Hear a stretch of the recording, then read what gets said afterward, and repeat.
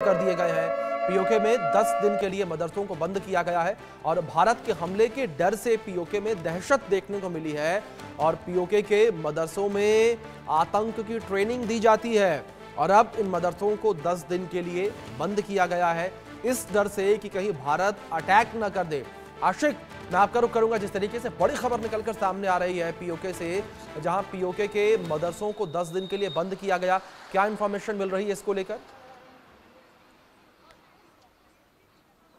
देखिए, जिस तरह से हमने देखा कि पाकिस्तान में पीओके के इलाके के लोगों को अब वहां की सरकार कह रही है कि आप इन जगहों को खाली कर दें। साथ साथ अब ये भी खबर आ रही है कि वहां पर जितने भी स्कूल है और उनको बंद कर दिया गया है। साथ साथ अब वहां के आतंकियों को ये लगने लगा है कि जो आतंकी वहां पर छुपे हुए हैं, कहीं उनके ठिकानों को भी भारत जो है नष्ट न करे, क्योंकि जिस तरह से सेना सुरक्षा बलों का सर्च ऑपरेशन इन जगहों पर चलाया जा रहा है और लगातार जिस हिसाब से भारत की तरफ से कड़ा रुख अपनाया जा रहा है, उससे कहीं ना कहीं अब इन आतंकियों को भी लगने लगा है कि उनके ठिकानों पर भी इसका असर जो है पड़ सकता है। और वजह यही है कि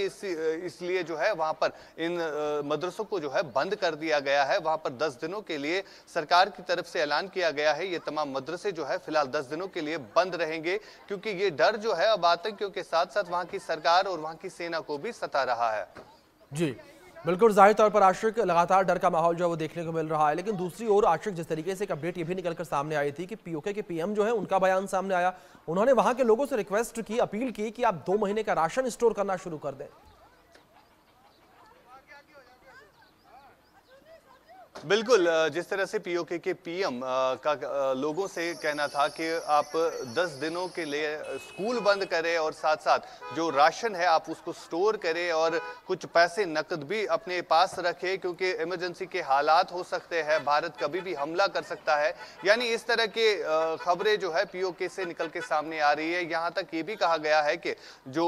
एम्बुलेंसेस है, सरकारी अस्पतालों का भी जायजा लगातार लिया जा रहा है, किसी फैसिलिटी वहां पर सरकारी अस्पताल में रखी जा सकती है, क्योंकि अब पाकिस्तान और पीओके में जो सरकार बनी हुई है उनको भी ये डर है कि भारत कभी भी हमला कर सकता है, जिसके लिए अब इन चीजों को जो है कहीं ना कहीं कारगर साबित किया जा रहा है। और लगातार वहां पर जो एक्टिविटी हो रही है उसके चलते अब उन्हें लगने लगा है कि कभी भी हमला हो सकता है। हमने देखा जब पुलवामा अटैक के बाद सर्जिकल स्ट्राइक हुई तो उस सर्जिकल स्ट्राइक में आतंकियों के कई सारे ठिकानों को जो है ध्वस्त किया गया और अब जो है कहीं ना कहीं पीओके के लोगों में भी डर फैलाने की कोशिश वहां की सरकार कर रही है। लोगों को अब ये कहा जा रहा है कि आप राशन स्टोर करें, आप एम्बुलेंसेस जो है ज्यादा से ज्यादा अस्पतालों में रखें, क्योंकि ये इमरजेंसी जो है अब पीओके में डिक्लेयर हो चुकी है।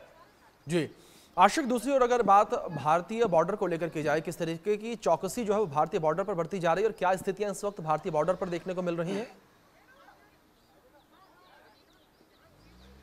देखिए अभिषेक, लगातार हमने देखा कि जो भी सीमावर्ती इलाके हैं, चाहे उड़ी है, चाहे अखनूर है, टंगडार, केरन, गुरेज,